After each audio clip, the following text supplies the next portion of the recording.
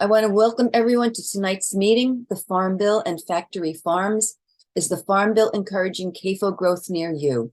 My name is Diane Rosenberg, and I'm the Executive Director of Jefferson County Farmers Neighbors, JFAN. JFAN is a community organization in Southeast Iowa, and we work to protect Jefferson County from factory farms. We've been doing this for 18 years and have been very successful in keeping the number of CAFOs and hogs low in our county. We also work on the state level and can now assist other communities opposing a factory farm in their neighborhoods. And we are a co-founder and member of the Iowa Alliance for Responsible Agriculture, a coalition of 30 community, state, and national organizations advocating for a factory farm moratorium. I'm very excited that we have Joe Maxwell, the co-founder and president of Farm Action, and Aaron Lehman, president of the Iowa Farmers Union, here with us tonight. These men are two farm policy experts, and they'll lay out how the Farm Bill helps factory farms thrive and work being done to change the funding balance to give small-scale livestock farmers more opportunities to make a viable living. There's a lot of work that needs to be done there. JFAN organized this meeting tonight because the Farm Bill is a massive and complex piece of legislation, and the various ways the Farm Bill props up CAFOs aren't always that apparent. So this meeting aims to bring that out more in the open so we understand what we're dealing with and how to best advocate for a fairer Farm Bill. Tonight's meeting will start with Joe and Aaron giving brief presentations on the Farm Bill's influence on factory farming. Joe will speak about the issue from a national perspective, and Aaron will bring it home with how it impacts Iowa and Iowa farmers. That will segue into a further discussion between Joe and Aaron on the bill. Then for the final third of the meeting, we'll have a question and answer session.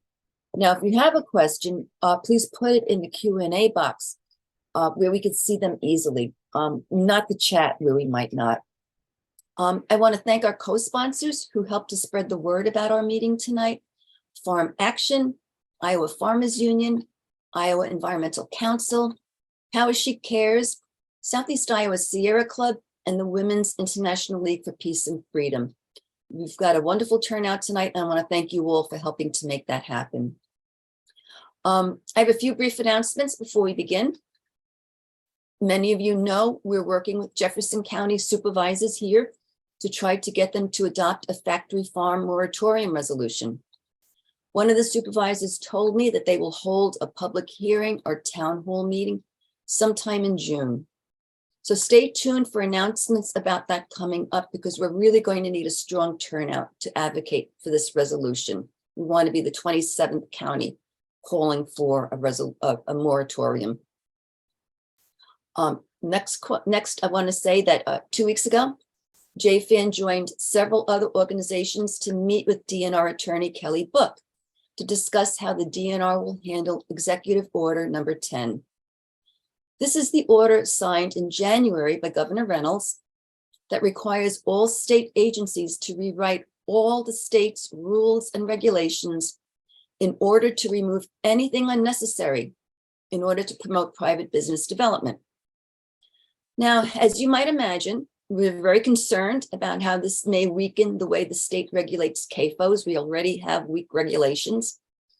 We were told the agency is proceeding now with Chapter 65 this year. This is a 4-year process, different chapters in different years. And Chapter 65 is what regulates CAFOs. And we were given what the agency plans to do under this order. Now, we're not happy with some of the ways this is being undertaken, and we're looking to see if we can find ways to address our concerns. I won't go into the details now, but I'll be writing an update on that meeting soon for our April newsletter. And in the meantime, if you're not familiar with Executive Order number 10, and it wouldn't be surprising if you're not, because it hasn't been publicized widely in the state at all, you can read more about it on JFAN's website at jfaniowa.org. Okay, now let's begin. So I want to first introduce Joe Maxwell. He's the co-founder and president of Farm Action. which is a national organization that's working to create a fair, inclusive, and competitive food and agricultural system for people and the environment. He's the former executive director of the Organization for Competitive Markets. He's worked with presidential and US Senate and House candidates in helping them develop agriculture, antitrust, and food policy positions. And Joe served for 14 years in the Missouri State Legislature, both as a state legislator and as lieutenant governor. He's also a family farmer in Missouri, along with his brother. So Joe, thank you for being here tonight, and I'll turn it over to you now. Well, thank you, Diane. It's an honor to be here, and what a great opportunity to get together to make a real change for our communities. You know, as a farmer, for me to get to know you all here tonight and ask you to help my farm be all it can be to be a sustainable, community-friendly farm for my generation and for generations to come. As Diane said, I am Joe Maxwell, and along with Angela Huffman, an Ohio farmer and national farm advocate, we co-founded Farm Action, a farmer-led organization with a lens on the impact of industrial agriculture with focus on integrating our research, policy development, and advocacy to bring about a more just food and agriculture system. I think it's important that before I dive in to the Farm Bill, I want to highlight where we are today in agriculture production. I know Iowa knows this story very well. Today, the majority of agricultural land is used to raise feed grains or the location of very large buildings or lots stuffed full of livestock and poultry. The feed grains are grown on large-scale farms that utilize heavy application of herbicides and pesticides, and ultimately that leads to a soil that's just dead and really subject to soil erosion. The majority of the animals and eggs raised in this country are raised in very large buildings or these dry lots, mostly for cattle, and what is known as concentrated animal feeding operations. Here tonight, we refer to those as CAFOs. They pollute the water, land, and air. They cage animals in grossly unnatural, unsanitary conditions, and they are a tool used by monopoly corporations to further concentrate and control the food system that ultimately driving farmers out of business. How did we get to this sorry state of agriculture in the U.S.? Well, what's important that I really want everyone to understand is that it is our government farm programs that have paved the way for the takeover of our food and agriculture system by large transnational corporations that use monopolistic practices to assimilate economic power. So they concentrate that market, they extract all the wealth out of our rural communities, out of the farmers' pockets, out of the consumers' pockets, and that gives them economic power that they then use to influence government policy, which only then reinforces their ability to do the same thing over and over again. You can see this undue power circle on Farm Actions or in Farm Actions blog, the Feed Meat Complex. Go to farmaction.us after this or tomorrow and learn more about that. But that's how we got here. Now, over time, especially since 1996, with the then called Freedom to Farm Bill, we have seen these large corporations slowly gaining more and more of that market share.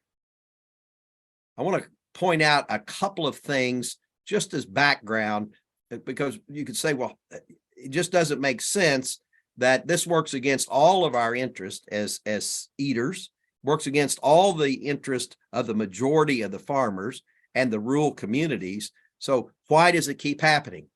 Well, I want to point to one program called the checkoff programs. Understand that farmers are mandated to pay an amount of money for every unit of a commodity they sell. On every hog they pay so much, every calf they pay so much, every bushel of corn, soybeans, they pay into this checkoff fund.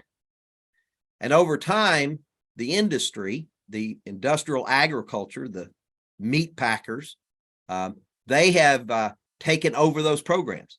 And ultimately, the farmer, over $800 million of farmers' money winds up in their pockets, and they're using that to help lobby and influence the whole system back in Washington, D.C.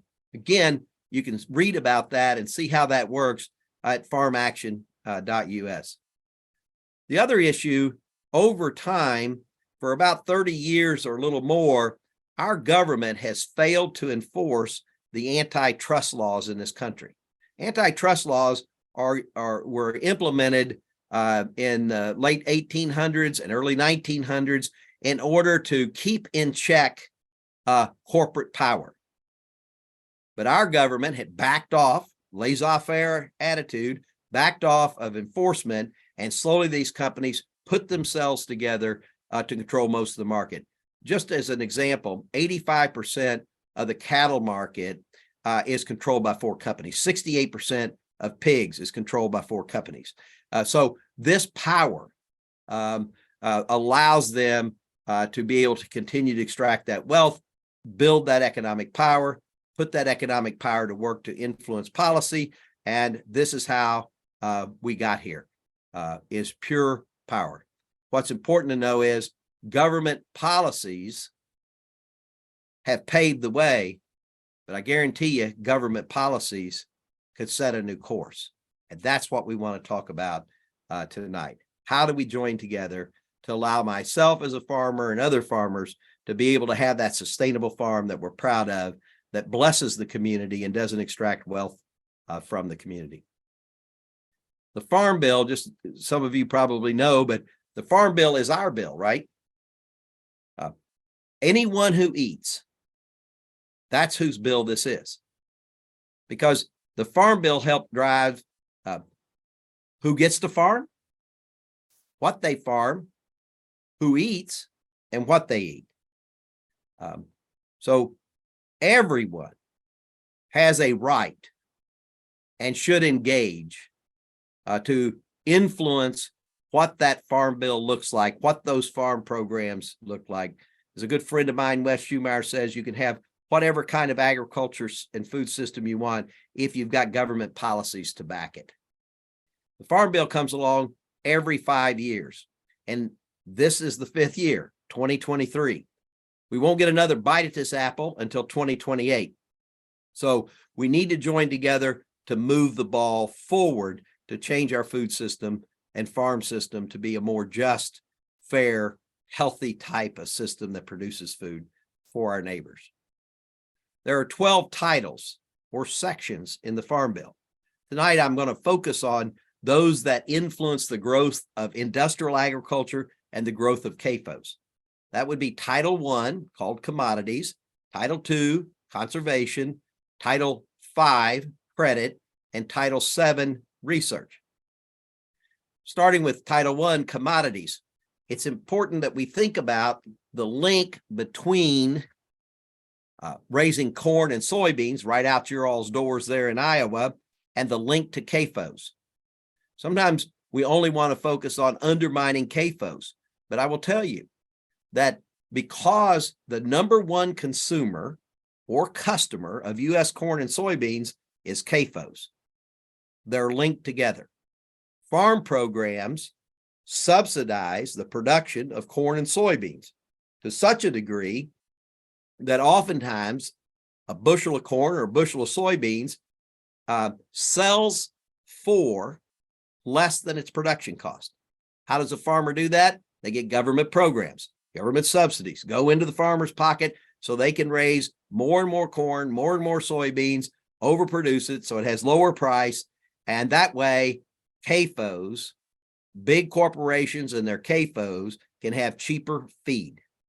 Tufts University said that in between 1997 and 2005, they are updating this report, that CAFOs got a benefit of taxpayers' money to operate on because of cheaper feed grains in the amount of $34.8 billion. $34.8 billion went from your pockets as taxpayers into the pockets of these big corporations to have CAFOs because of subsidies to corn and soybean.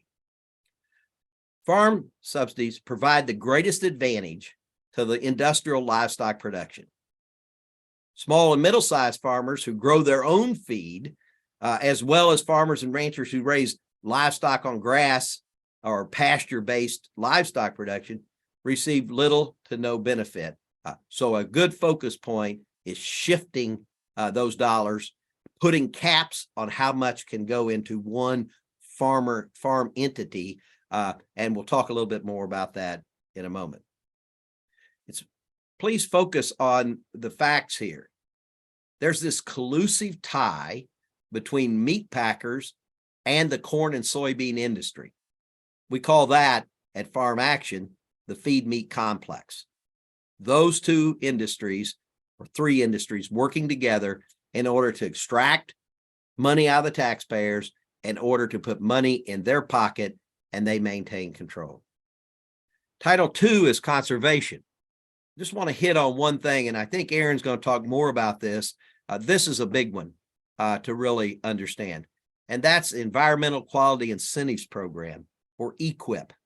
It's administered at the state level by National Resources Conservation Services, NRCS.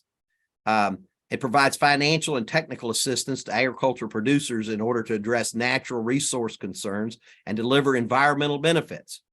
But unfortunately, since 2002, most of these dollars in the EQIP funds have been co-opted by CAFOs. The law changed and allowed CAFOs to get money. It set a cap of $450,000, so they can get as much as $450,000 per investor in a CAFO. And here's the real catch. The money in EQIP, this one drives me insane. The money in EQIP focuses on special environmental significance projects. What that means is the bigger polluter you are, the more money you can get.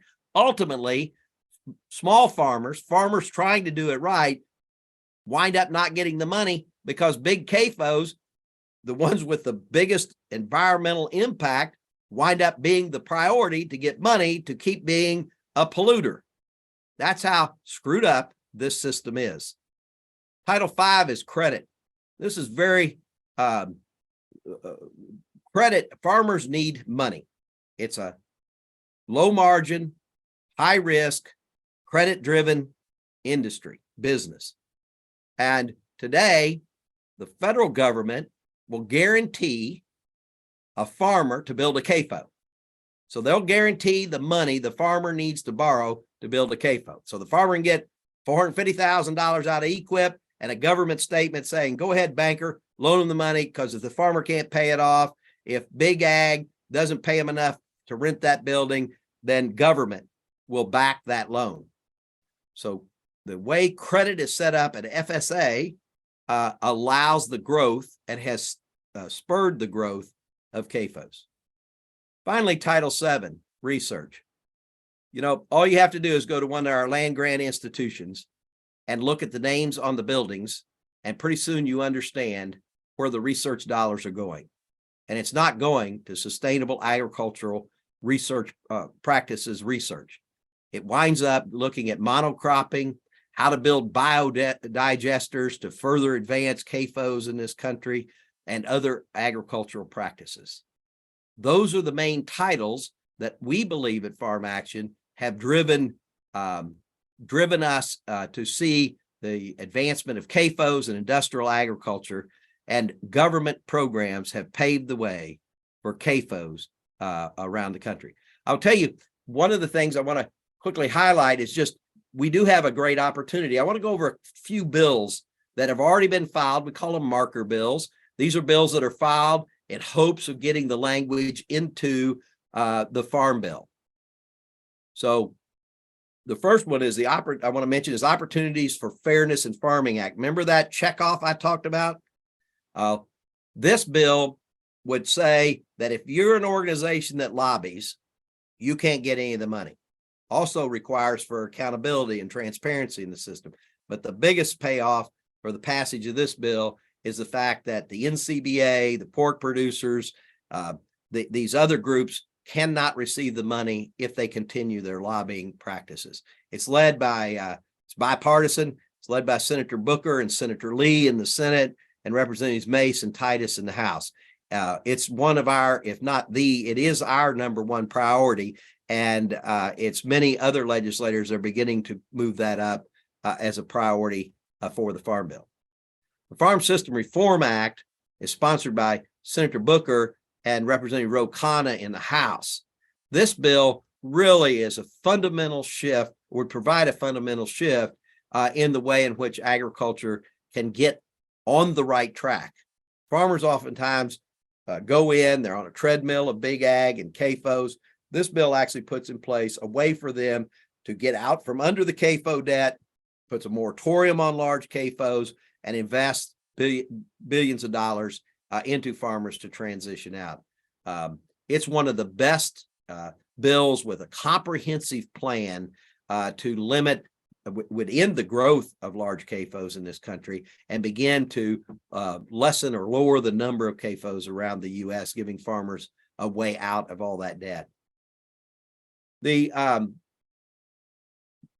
American Beef Labeling Act, one of the things that is happening with Big Ag is that they bring in cheap meat, they bring in foreign meat, they tear down the rainforest in Brazil, put more beef on it, degrading our climate.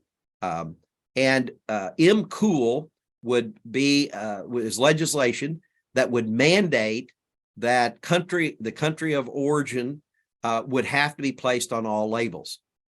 That way we could look to America's farmers and ranchers to be able to know, hey, these are the folks we can buy the beef from, and we're not contributing to Brazil's loss of rainforest. We also want to highlight protecting America's meatpacking workers. It's not all about farmers that we want to focus on. These big meat companies that control these CAFOs, control all these animals in these CAFOs, treat the workers in their plants just like they do the animals that are caged in those CAFOs. Workers, there's a case where poultry workers had to wear diapers because they weren't even allowed to go to the bathroom. So their inhumane treatment of animals extends to their inhumane treatment of workers. The bill that goes to the heart of the issue on EQIP is EQIP Improvement Act. It's Senate Bill 658. It is probably the most important legislation that we can focus on together in order to right the ship of EQIP funding. It lowers the payment limit from $450,000 to $150,000. It prevents a few large producers from monopolizing the EQIP funds. It reduces, and it eliminates, right now, EQIP funds has to go 50% of it to livestock. This bill says no, it can go to those other things that EQIP was meant to help and take that money away from livestock. So we do have marker bills. We are hopeful on many of these. Where are we in Congress? Well, right now, the U.S. Senate's a little ahead of the House. The U.S. Senate just closed down at the end of March, the time in which the members in the committee were to get the ranking member, that's in the Senate would be the Republican, and then the chair, their priorities. And we expect to see text, some type of bill draft, text of the bill draft to the members sometime the middle of June and maybe out to the public in July. So that's good news. There's plenty of time to work on these issues, get these issues into the Senate version of the Farm Bill. In the House, they're running a little bit further behind. So that's good news again. It gives us a chance to get in touch with our members, House of Representatives, and push for the changes. I've listed some of the bills, but you can go to farmactionfund.us and you can see under the endorsement tab a list of the bills that we have endorsed that go to the heart of stripping the power away from these corporations, getting the animals back on the land, assisting the family farmers to build wealth within the rural communities. I want to thank you for this opportunity, and I look forward to our conversation.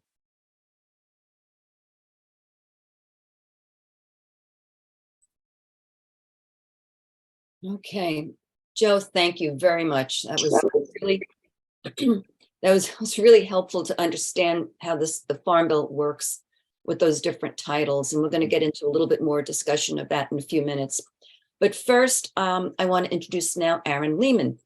Aaron is the president of the Iowa Farmers Union, and which is a grassroots member organization, and they've been working to strengthen independent family farming through education, legislation, and cooperation since 1915. Aaron has also served as the IFU vice president, executive director, and legislative director. Aaron's a fifth-generation farmer out of rural Polk County, and he's currently on the advisory board of the Center of Sustainable Agriculture.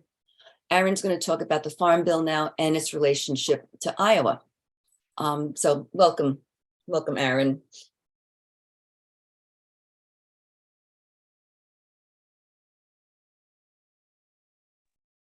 Aaron, I think you're muted.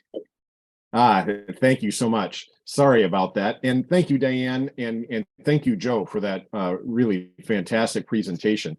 And I'll just share a few items that will talk a little bit more about some of the Iowa perspective and some of the Farmers Union perspectives. And I'll go ahead and share my screen to do that if we can make that happen here. So just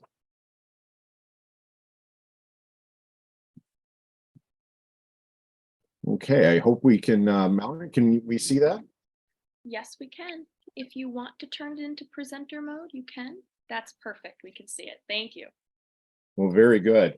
So I farm here in central Iowa, just outside the town of Allman. I'm a fifth-generation farmer. We grow corn, soybeans, oats, and hay, some in a conventional rotation, some in an organic rotation on our farm. And I have the pleasure of serving as the president of the Iowa Farmers Union. So it's wonderful to be here. I'm going to talk just a little bit about some Farm Bill issues, and again, just focus on where our path is and how that relates to confined animal feeding operations and factory farms. You know, Joe mentioned how important it is that the committee structure, as we consider farm bills, how important that structure is. Now, of course, the Senate is controlled by the Democrats, and the chairwoman, Debbie Stabenow, will work with the head Republican, Senator John Bozeman from Arkansas, for the Senate version, and the House version will be taken up by the chairperson, Chairman Thompson, and the ranking member, Representative Scott, will head up the efforts of the Democrats there. I wanted to bring up this map, and this map is not completely accurate. This area here in southeast Iowa is represented by U.S. Representative Zach Nunn. And the reason I bring it up is this map shows you the distribution of the House Agriculture Committee members. Iowa is one of a few states that has members of the Ag Committee in the House. California, North Carolina, Kansas, Illinois, a few other states have multiple members from their state. So half of our delegation is on the Ag Committee in the U.S. House of Representatives. Here's the map of the U.S. Senate Ag Committee members.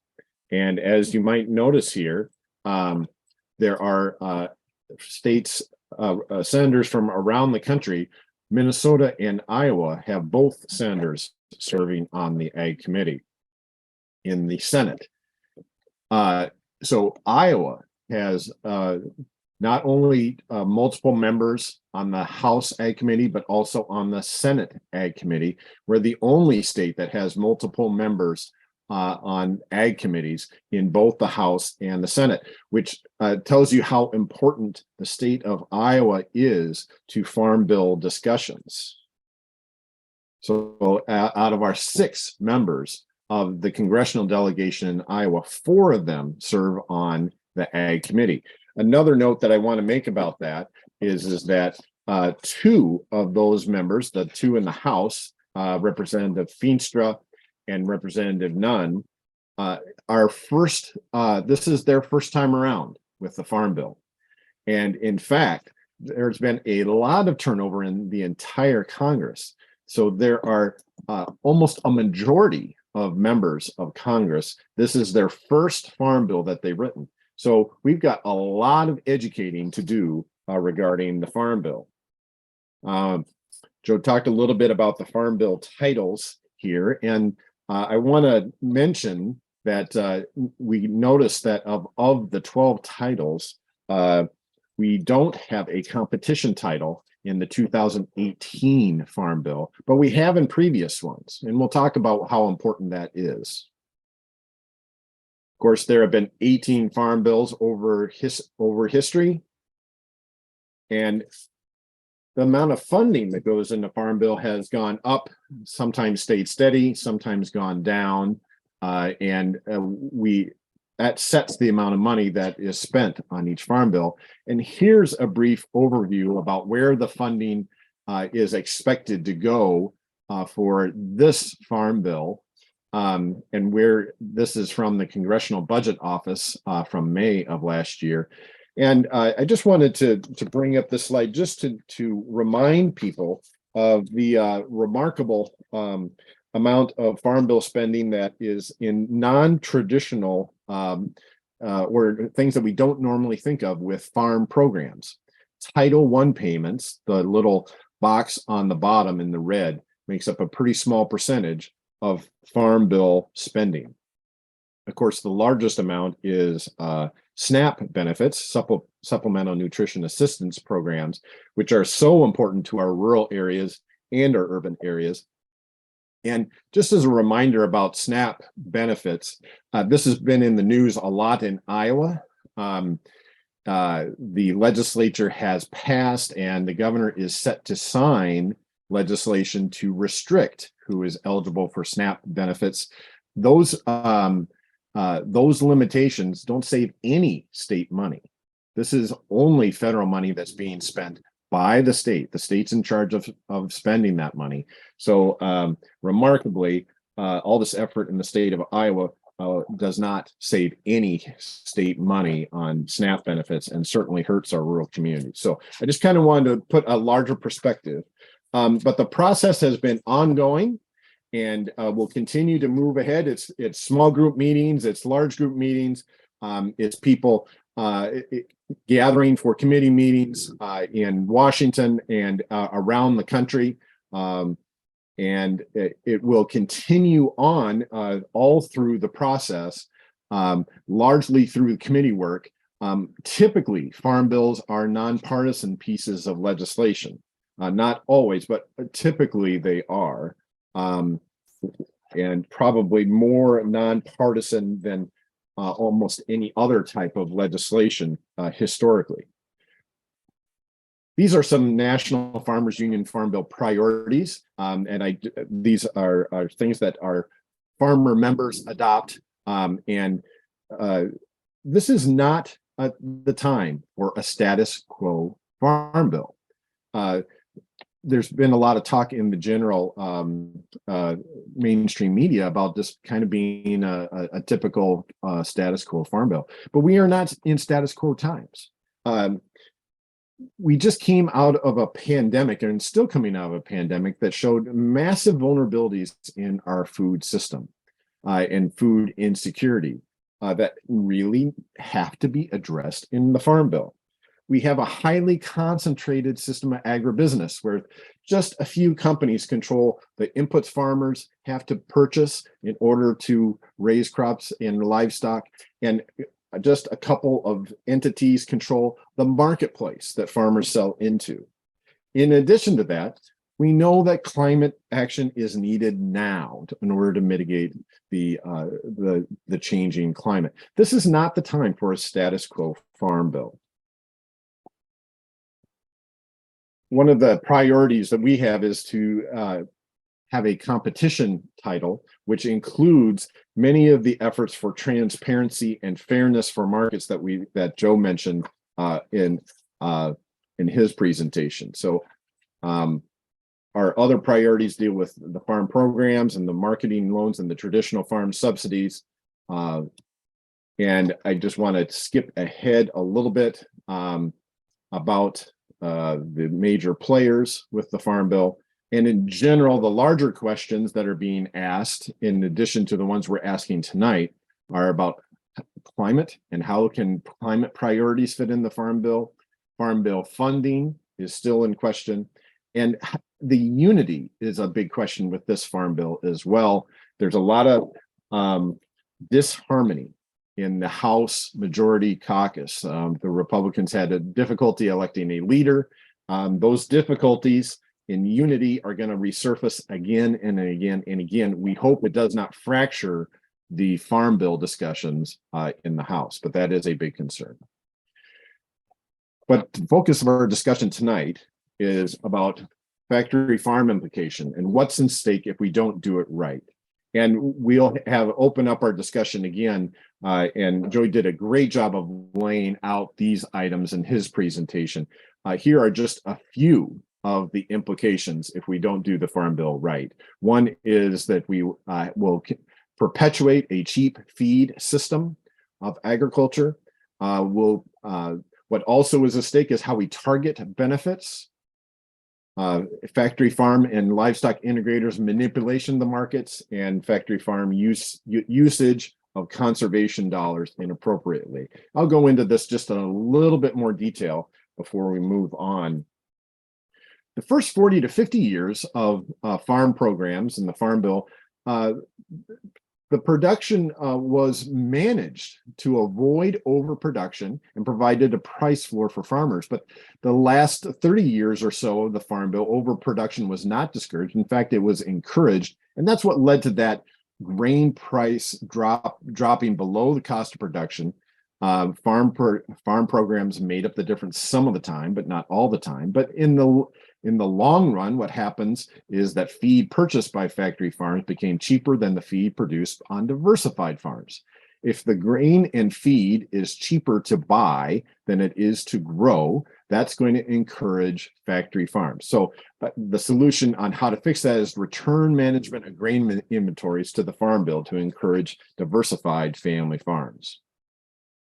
For targeting of benefits, we talked about this earlier as well. Grain subsidies are not targeted enough. Large production by a few large farms leads to low grain prices. Low grain prices lead to cheap feed on factory farms who are purchasing all their feed as opposed to diversified livestock farms, which are raising it themselves. Targeting benefits to family-sized operations is what we need to do in order to address that problem. We also talked about the marketplace manipulation. Some factory farms are tied to multinational packers, and there are less than 4 packers that manipulate the marketplace in almost all aspects of the meat industry and giving preferential pricing to factory farms over family-sized farmers. So injecting a competition title in the Farm Bill that demands price transparency and outlaws discrimination is a step in that direction. And then we also talked about the conservation dollars. Traditional conservation programs were incentive and voluntary for stewardship enhancements above and beyond what the law requires. It was not made to help people just comply with the law. The change in that philosophy now means that factory farms are eligible for those conservation program funding, and it's simply to help them comply with environmental laws, which are not strong enough to provide protection to our rural communities and our landscape in the first place. Factory farms and conservation dollars should not be used to allow factory farms to comply with the law. They should be directed to enhance our resources and encourage diversified family size operations. I want to encourage everyone to get involved. This is the Iowa Congressional Delegation. These are the phone numbers. I'll try to put these in the chat for us as well, but I'm sure that information can be also found on Farm Action and with JFAN and with the Iowa Farmers Union. But I'll be sure to put this in the chat as well. The time is now to get involved. We anticipate that the Senate will take action sooner than the House, but there is time to act. And how do we act? Get involved. So become active in Farm Action, become active and join and support the Iowa Farmers Union. And to our hosts, of course, be supportive and become active in JFAN activities regarding the Farm Bill. The time to act is now. So I'm going to stop there, and hopefully we can transition into the next part of our evening here. And I have been paying attention to the chat and to the question and answers. We've got a wonderful group asking great questions. So we'll look forward to that conversation. Thank you, Diane. Thank you, Aaron. That was really, really good information for Iowa. It's very strong Iowa representation in Congress with the Farm Bill. And I thought I would start off the discussion between the two of you with, let's talk about the subsidy issues first, okay? So when you hear subsidies, I think most people just kind of lump subsidies into one category, farming subsidies, but there's many parts to that. There's commodity subsidies, and then there's crop insurance subsidies. And how do each of these play a role in,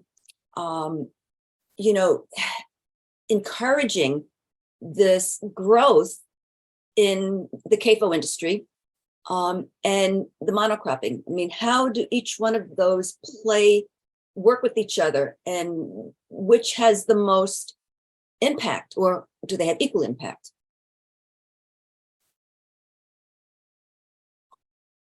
I'd like to focus on crop insurance because it also goes to a question by Liz that I noted there in the questions. And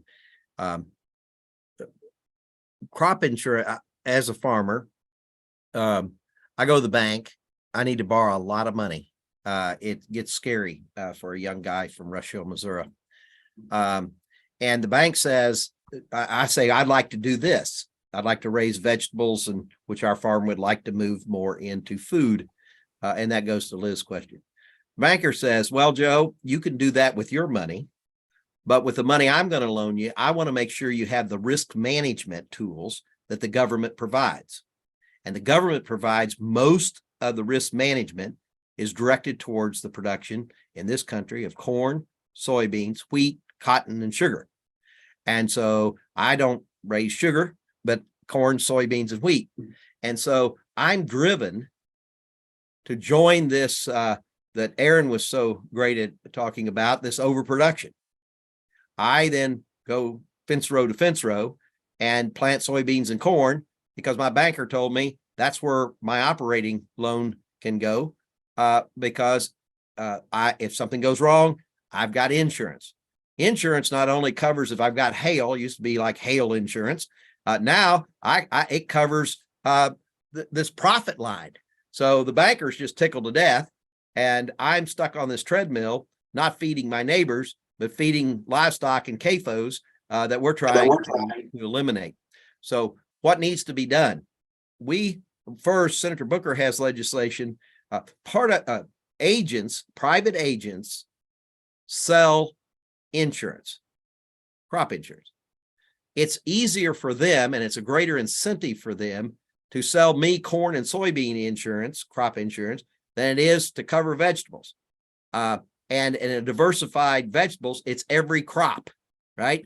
your asparagus, all these things are lined up. Makes it very complicated, very time consuming, and they don't get much money. So Senator Booker's looking at giving incentives to those agents to sell and provide insurance for broader crops than just the big five. So we need to have, also we need transparency. It'd be great to know who's getting most of those subsidies. When we say subsidies, we're talking about taxpayers' money. It's money, and it comes out of the taxpayer's pocket. And we ought to have greater disclosure, like we do in the commodity side, on who's getting the money, so we can also kind of follow that, know how to make better policy decisions, policy recommendations. But that's crop insurance. Of subsidies overall, just to give you an idea, nearly 40%, over 35% of the overall subsidies goes to feed grains. About 4% of subsidies goes to raise fruits and vegetables in this country. There's a reason that our country right now has a deficit in ag trade. We're not the big agricultural powerhouse anymore. Our books are out of balance. We're running a negative. We're importing more value in agriculture and food products than we're exporting. And a big reason is we're not raising the fruits and vegetables. We're not raising what we eat anymore. We're importing those, and we're exporting cheap feed grains. So Liz is spot on to ask the question. We need change in the crop insurance line. We need to remedy the problems that we have at the agent level. We need to remedy the problems in the whole farm revenue protection program. We'll go into a lot of detail on that, but that would be a great program if it was better designed to assist farmers to get out of this overproduction model that Aaron so greatly talked about. Thank you, Joe.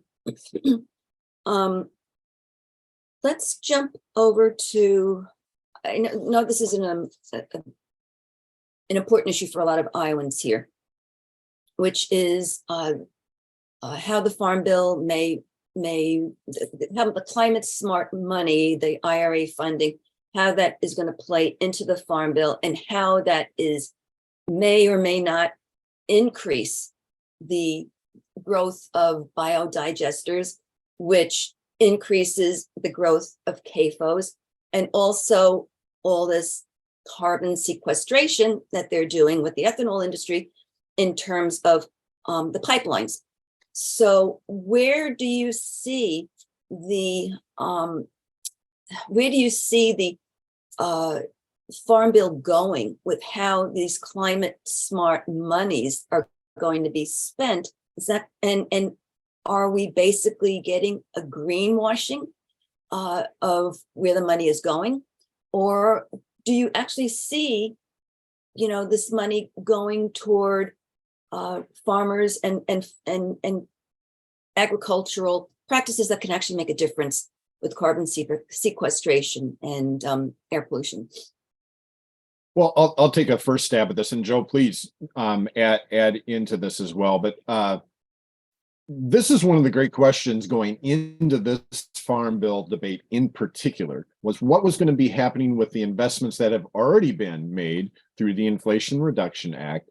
We saw the largest investment in conservation programs since the Dust Bowl, and the largest investment in climate agriculture programs in history. And how does that fit into this Farm Bill discussion? And the answer,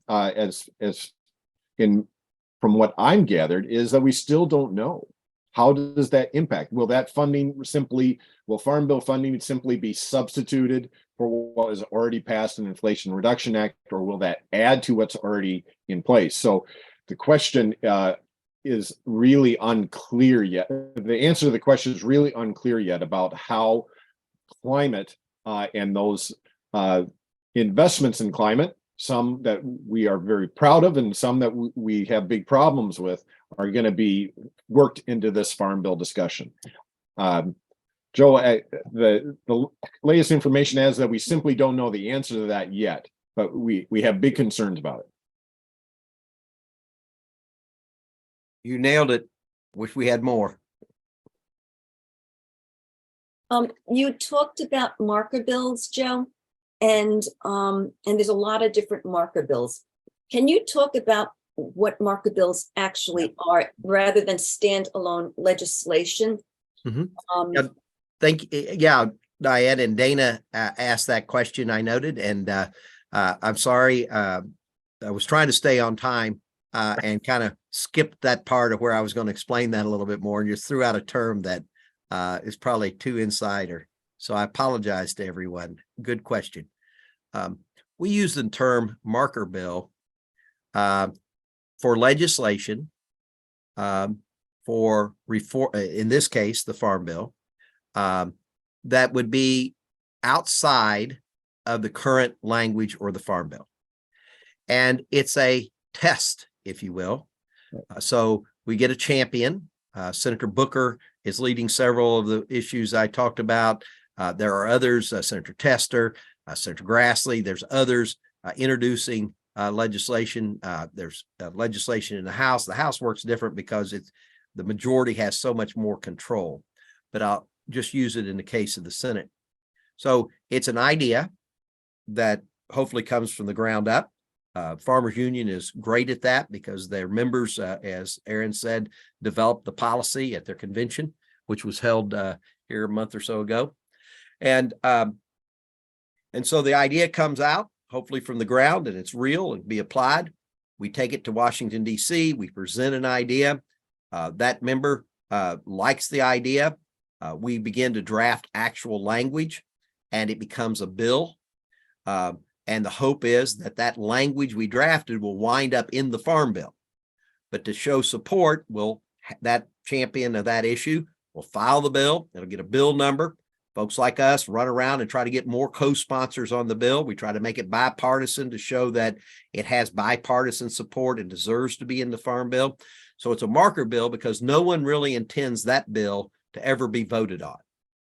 It's not like a standalone piece of legislation, but because of the way every 5 years, why every 5 years? Well, that's what was set up for. It's the authorization of the funding doesn't extend past 5 years. Therefore, if any farm program is going to be funded new outside of the base year, then it has to be renewed.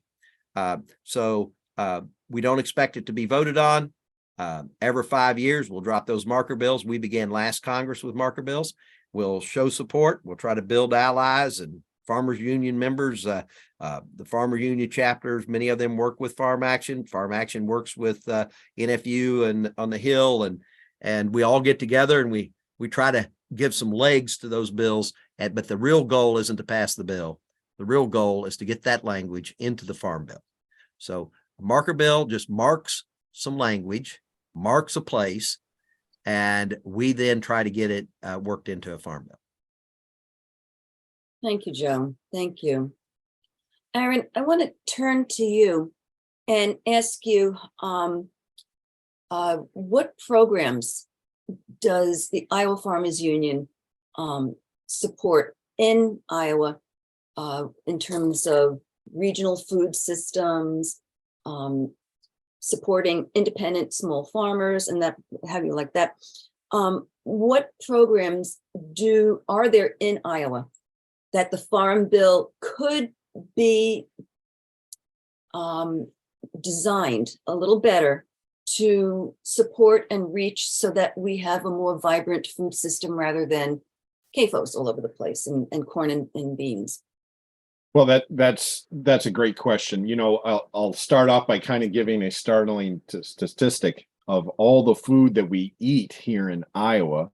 About less than 15% of it actually comes from Iowa, and that's a symptom of a big problem.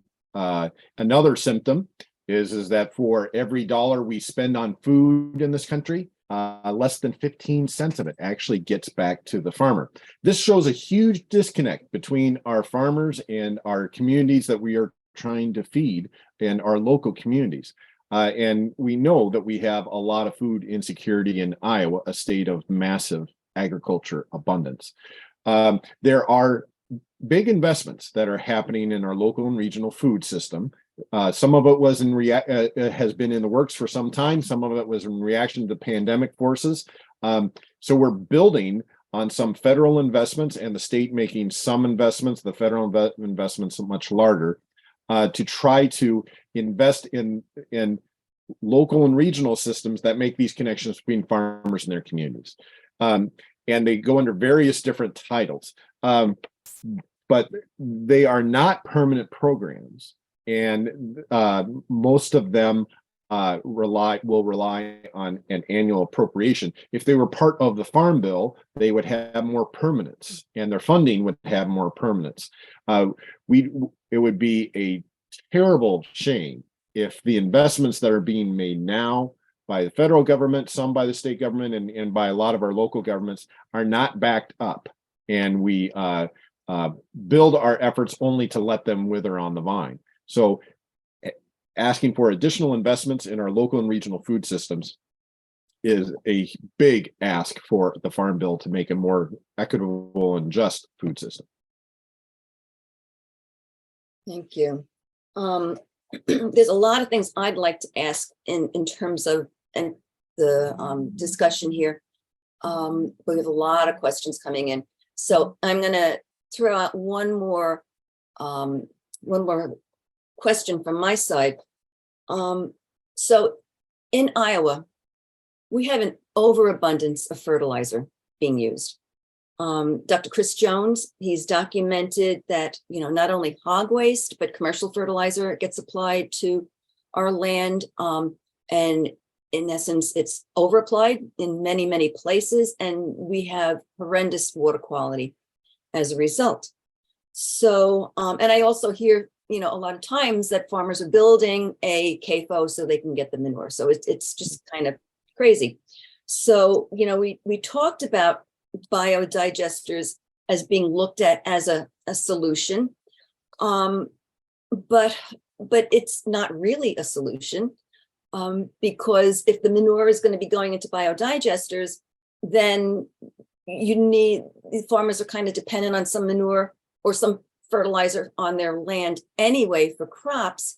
So it's not really taking, and then the fertilizer creates its own level of pollution. And so it's not really taking care of the issue. So, so my question is there any real serious discussion going on within the Farm Bill to address, fertilizer, and how fertilizer can change, with regenerative organic systems? And, is there like an understanding about how is there any political capital or understanding about how this whole system really is not workable, using digesters, commercial fertilizer, rather than more holistic means of nourishing the soil? Well, I'll jump in. Typically the Farm Bill discussions, especially as it relates to conservation issues, have been about what incentives are in place and how those will work. And it has been less about the regulatory framework dealing with fertilizer issues of all kinds. So most of the discussion happening now has to do what types of efforts are we going to reward. Joe brought up the EQIP program, for instance, has so much incentive for the type of system that we would rather dismantle than build. But it has more to do with what resources are there and how they're being invested rather than the regulatory side, typically with the Farm Bill. And I think that's where this Farm Bill is headed to not deal with the regulatory side that is definitely needs to be addressed, but deal with the incentive side on the conservation angle. I'll just add, I'll speak to the biodigesters, particularly, if I may.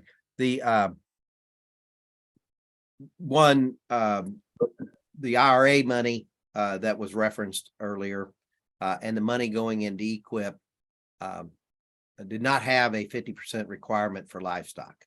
Mhm. Many of us worked hard to make sure that it didn't go to biodigesters. I think probably most folks on this webinar or participating understand the significance of this, but I want to highlight it.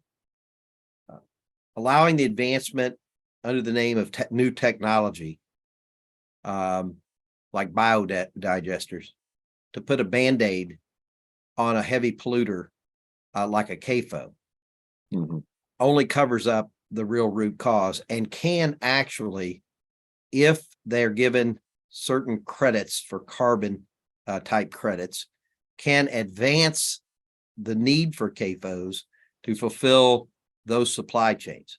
They are probably the most harmful aspect on Secretary Vilsack's radar, and that he is advancing these because it goes counter to the direction we need to go, which is to remove the polluters in the first place and not try to patch them up and only increase ultimately the impact on our communities and on farmers. So if folks can really pay attention to that, anybody brings up digesters, we should strongly oppose them. It's a waste of taxpayers' money, and those dollars can be better spent elsewhere. Thanks. And Joe, I think that's important to bring up, and especially in the context that so many of our strong conservation programs are what we call oversubscribed, right? There's not enough money. There's a long waiting list for solid conservation techniques that provide a whole multitude of benefits. And putting those things on the back burner is simply the wrong way that we should use our investments. Absolutely, Aaron. You know, Aaron, I know you being a fifth generation farmer, and you know a lot of farmers there in your community, you all could put that money to a lot better use and probably could name those programs.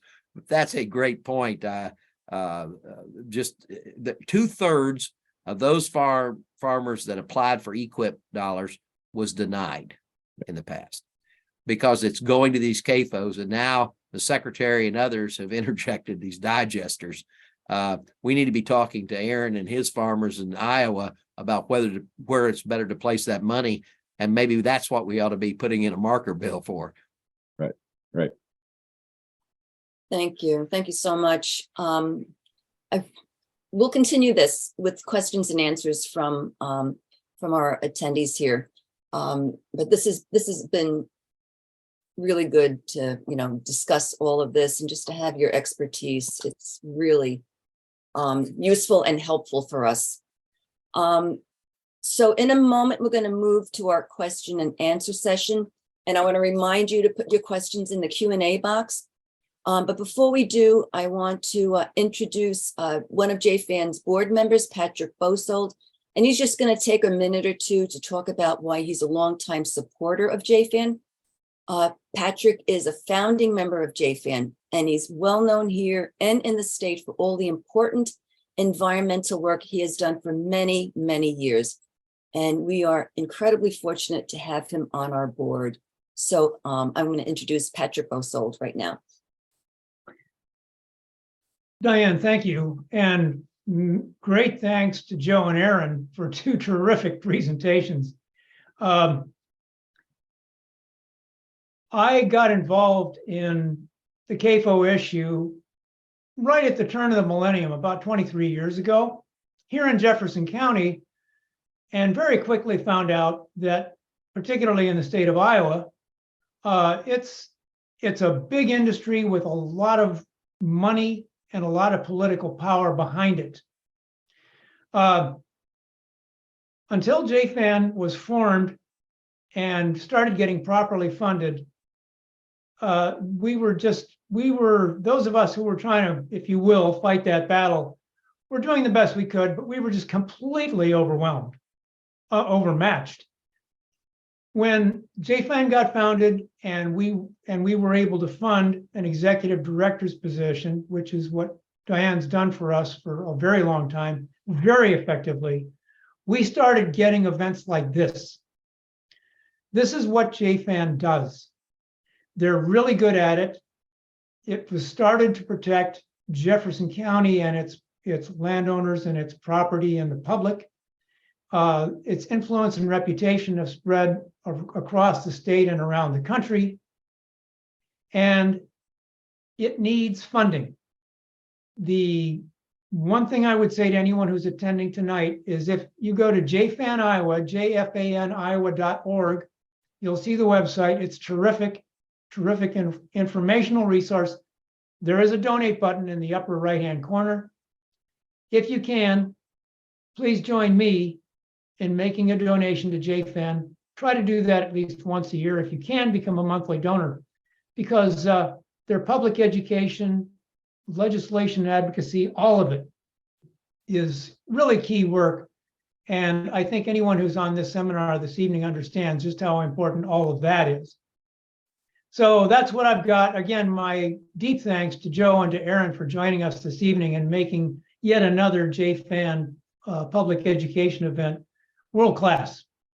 Thank you.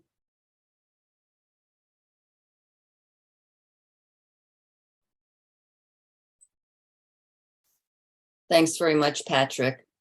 As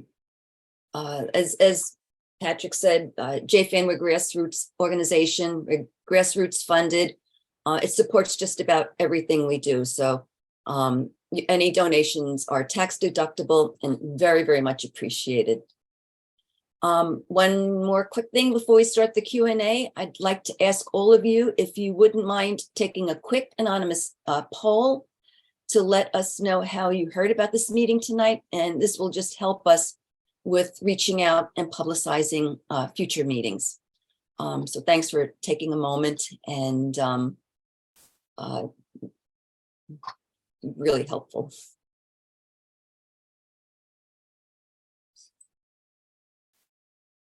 Okay, all righty. So let's get some questions going. Let me find my question box here. I have one question. Why does the Farm Bill come around every 5 years? Who would like to answer that one? Well, typically the Farm Bill it has a historical precedence, right? That's where Farm Bills started, and the idea was to set Farm Bills up over a longer term period rather than a year by year period, because it would provide some stability over the years that our farmers could count on for their planning for their own farms. And I think it has morphed into other political reasons why we do Farm Bills over that time. But I think that was the general thought at the beginning about why Farm Bills ought to last 4 or 5 years. Okay, thank you. And we have another question on what is the movement on injecting a competition title into the 2023 Farm Bill? We could use it. Well, we sure could. We're hearing that there is growing momentum towards including a competition title in the Farm Bill, and what that might include isn't exactly clear. But we certainly think that there is a greater need than there ever has been for farmers to rely on fair and transparent markets, and that message is getting through. Our farmers are getting through to their policy leaders. Our consumers are getting through to their policy leaders about the importance of it. So we're making some gains there, but we haven't. The last Farm Bill did not include a competition title, so we have some inertia to overcome in order to get another competition title in this Farm Bill. And the competition title would address antitrust issues, which is one of the big problems with our agricultural system right now.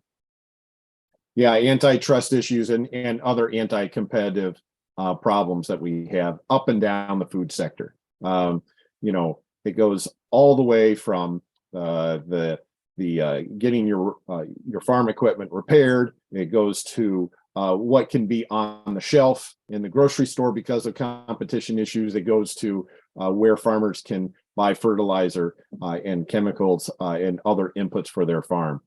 It is a pervasive problem in our food system.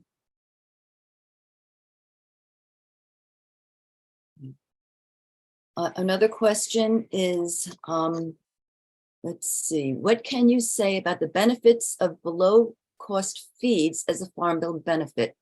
It does not come from spending and subsidies. Prices went down on soybeans for decades, even though they got no commodity subsidies until 1998, as the price floors were lowered.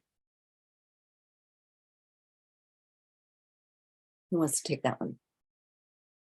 Well, I'm uncertain at the very beginning of the question exactly what the writer is asking. What comes to mind is the fact that in 1992 or 1996 there was a Freedom to Farm bill. Aaron mentioned that there was a shift away from supply management, and before the Freedom to Farm bill, government intervened and the programs were designed about managing the number of acres under production for a particular commodity. And so there was a supply management model in place, keeping at least as best forecasts could say, a quantity necessary to meet need, but not more than was needed. There are complex issues prior to that bill as to why certain commodity prices were going down. A lot of that was driven by other forces within the market, the export-import demand, the growth in Brazil on soybeans. There's several factors. The one thing that is for certain is that when we made the shift away from that supply management to the current model of subsidies, either in the commodity title or in the crop insurance title, that it was an incentive then to, it provided an incentive to overproduce. That incentive did not exist prior to it. The market forces, natural market forces, were removed.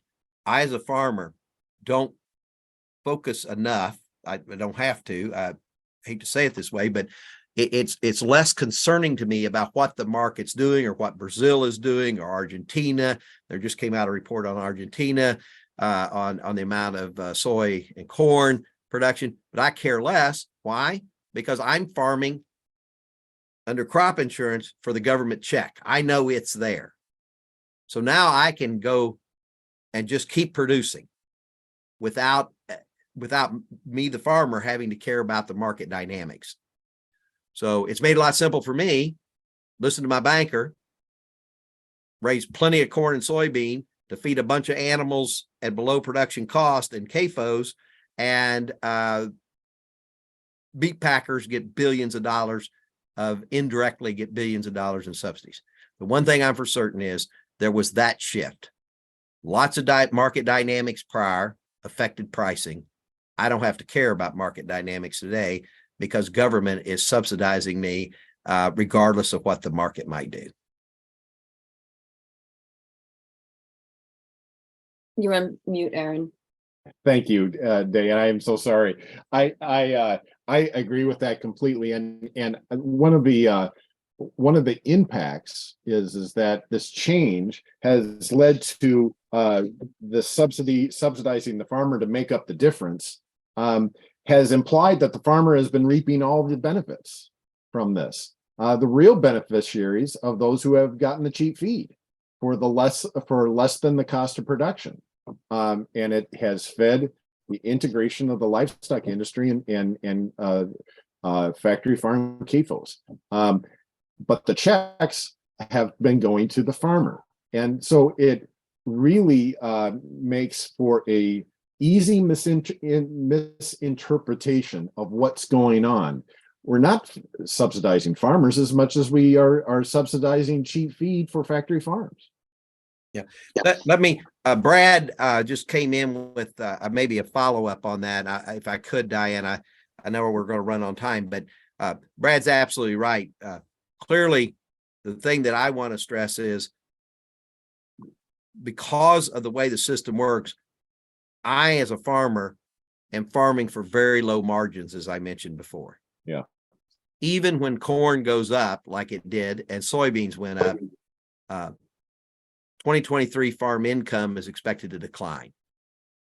The farmer may have a lot of money passing through their bank account, but they're not the beneficiary of these programs. If so, we would not have lost the tens and hundreds of thousands of farmers that we've lost. That's right. Ultimately, Brad's spot on. These programs, I'm sorry I wasn't clearer. These programs are designed to put money in the pockets of agribusiness. Monopoly power gets this. In the corn and soybeans, it's not the farmer that benefits. Fertilizer prices are set 50% of the pricing model for fertilizer in the United States, as admitted to by the fertilizer companies. 4 of them control 75% of fertilizer in North America. They base the price of fertilizer on the price the farmer is going to get for corn and wheat. Has nothing to do with supply and demand. Farmer may get more money for their grain, but somebody's going to take it out of their pocket. Who's benefiting from these programs is the big meat packer. That, it's indirect, comes to the farmer, but they get cheaper feed, like we said. They're the end beneficiary. The same way on that CAFO building. They only want to pay a farmer. I answered what somebody, I typed in the answer. So they come to me. Bank says, hey, Joe, if you want your kid to stay on the farm, you got to build a CAFO. That's how it goes, people. That's what's said at the bank. And Smithfield's down there telling them, or JBS is telling them, push CAFOs in this area. So they say, Joe, you got to build a CAFO. Mr. Smithfield or Mr. JBS or any of the other ones say, I'll tell you what, I'm going to pay you $42 per pig space. So I'm going to get rent on that building per pig in that building. Farmer builds the building, supplies all the labor, supplies all the manure management, and is on the hook for all that money. $42 does not pay the farmer for their labor, manure management, or to pay off the loan. So equip dollars come in. Government says, well, that's okay. We'll give you $450,000 for that to build that pit. We're going to gap finance you $450,000. Who made that money? Not the farmer. Smithfield or Cargill or whoever has those animals in that building ought to have to pay the full value. They should pay probably 25% more per animal space. Who made the money on that? Big Ag, because they don't have to pay the full value of housing that animal in that CAFO. On top of that, government says, oh, by the way, John, I'll go ahead. I'm going to call the government. I'm going to get a guarantee. I'm not sure $42 per animal is enough. You may still go broke. But that's okay because the government, through the credit program I discussed earlier, is going to give me a guarantee. It's going to give me a taxpayer guaranteed certificate on that loan. The big business never loses a penny, and government backs it up.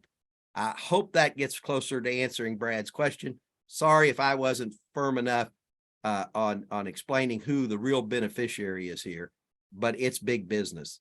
It's big ag business. It's the monopolies. Yeah, unfortunately.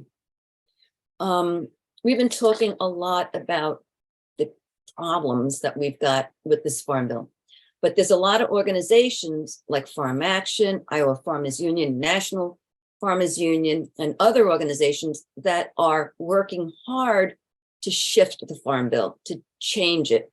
So where are we with all the efforts that are being undertaken by organizations that support a fair system that creates a more healthy and sustainable agricultural system for small scale, mid-sized farmers? Where are we with the with the work that's being done, the negotiations that are taking place, how much can we see this farm bill actually shifting some to reflect what we really want to see it reflect? Well, that's a really good question, Diane. And the answer is that we've got a lot of heavy lifting yet to do in this farm bill. It's moving along in the Senate, and Joe's right, the House seems to be lagging behind. But there is a lot yet to be determined about where this is going. The answer isn't very clear yet of what is going to be included, what marker bills are going to find enough support to show up in the final bill, and we have a lot of room for input as farmers, as citizens, about, and we're talking with our members of Congress about what we want to see in this coming farm bill. Diane, Farm Action has a 2 farm bill horizon. In this farm bill, one, we really support Farmers Union competition title. Needs to happen. But we focused our effort on this farm bill. We've got to change the narrative. I've been doing this for a lot of years, as you can see by the graying of my hair and beard. And every year, Big Ag puts out their playbook. I won't go into detail. I can tell you exactly how it's going to play out. And Angela Huffman and I, Farm Action team, said, we're tired of being on their playbook. We're going to write a new playbook. On February 7th, we hosted a summit in Washington, D.C. called Food Not Feed, to begin the conversation about raising food for our neighbors and highlighting these issues. Angela's a master at the narrative. And we're winning. And we have new focus on, I didn't get into specialty crops, but on specialty crops and other issues. We're encouraged by Senator Booker. He's the chair of the subcommittee on nutrition.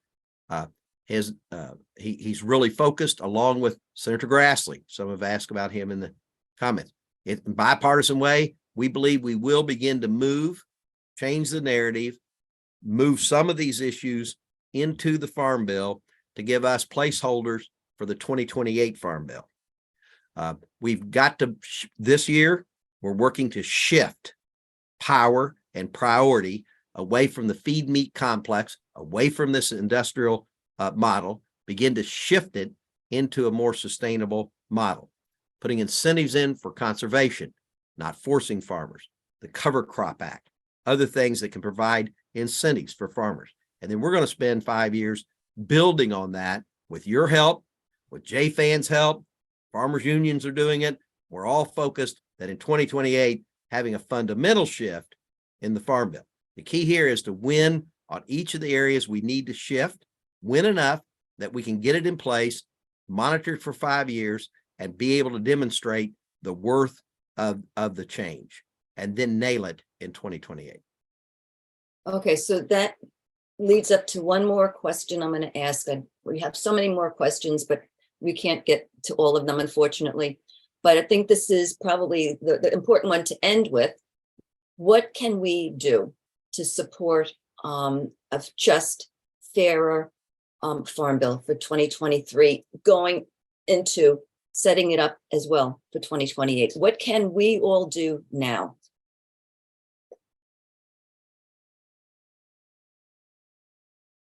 Well, I think you're making a good start by being here tonight, by sharing your ideas, by talking with one another about what positive change we want to see in the next farm bill. People have taken the right step by showing up tonight.